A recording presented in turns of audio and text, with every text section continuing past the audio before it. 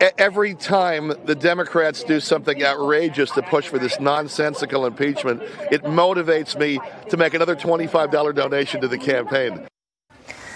And even after the president was impeached, his campaign still raking in the big bucks. Take a look at this email the Trump campaign sent out today asking for donations. In fact, his campaign says it raised $5 million yesterday for Trump's reelection and the Republican National Convention. Simone Boyce has more on this unconventional strategy.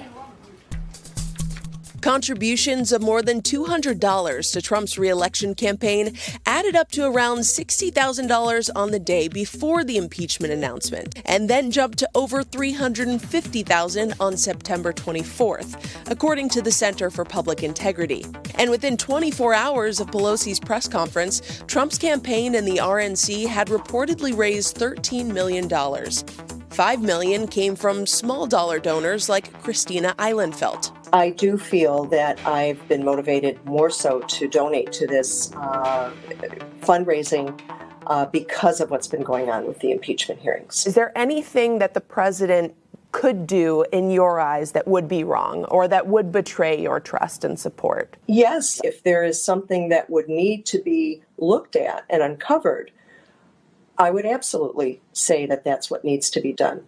I just feel that in this particular case, there is such a hypocrisy.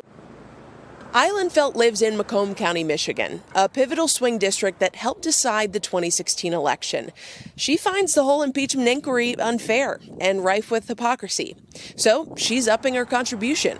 Quite honestly, and I think I speak for a lot of people, the left has been wanting to impeach this president since 19 minutes after he took office. Fight. Stand up.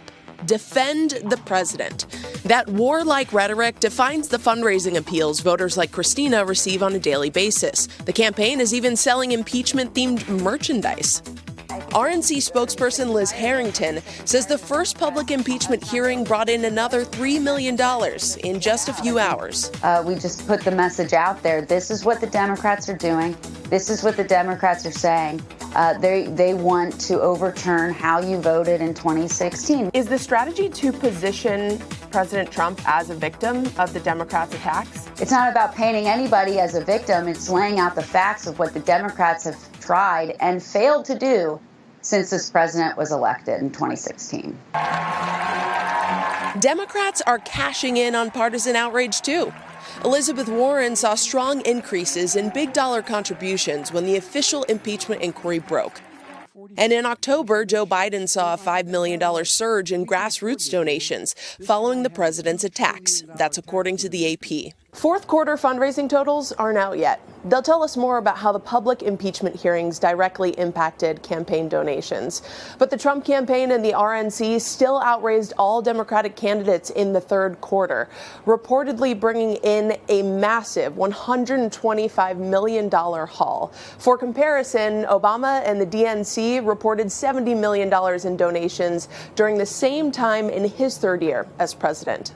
When it comes to contributions directly to the campaigns, Trump still outpaces the Democratic candidates, but the gap is a bit smaller. Former senior advisor to Obama, Dan Pfeiffer, called it a giant wake-up call. But more resources doesn't always translate to more votes. Hillary Clinton learned that in 2016, even after significantly outraising her opponent.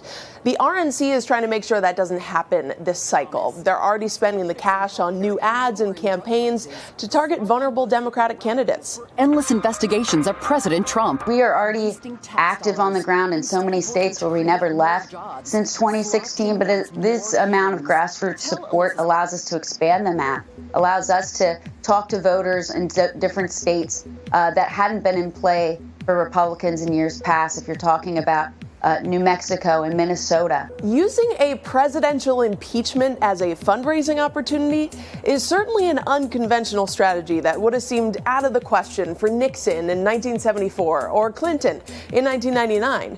But this is 2019, and Trump is an unconventional president.